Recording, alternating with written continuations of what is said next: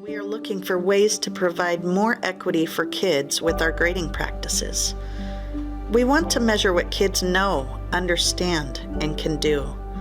We don't want to grade miscellaneous things like whether they arrived to class on time or how many times they raised their hands. The 100-point scale is very familiar to adults because our teachers used it when we were in school. But the problem with the 100-point scale is that 60% of it is dedicated to failure.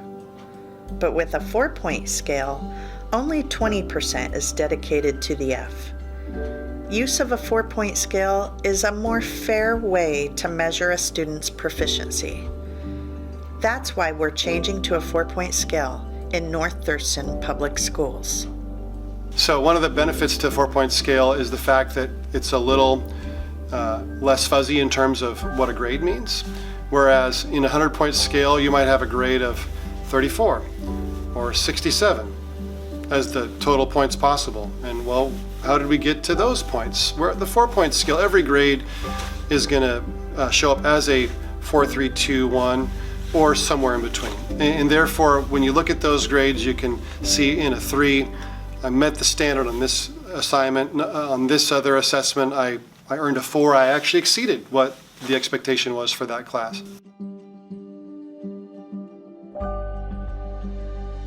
I think it's helpful to me, and like, this is really weird, but it's like a motivational standpoint. Because if I say I have like a 50 out of like 100 in a class and my grade is an F on Skyward, I feel like I'm like really demoralized and I'm like, oh man, it's gonna take me forever to get that up. But if it's like a 2 or something, then I'm like, oh, it's only a 4, so I only have to, like, in my mind, I'm like, I only have to go up by 2. So it's like, I feel like I'm more like, I have more of a chance to bring it up, if that makes sense.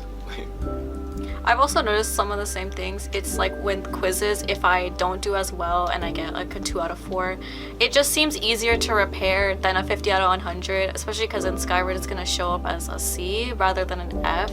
So your overall grade doesn't drop as much even if you don't do as well on one single test.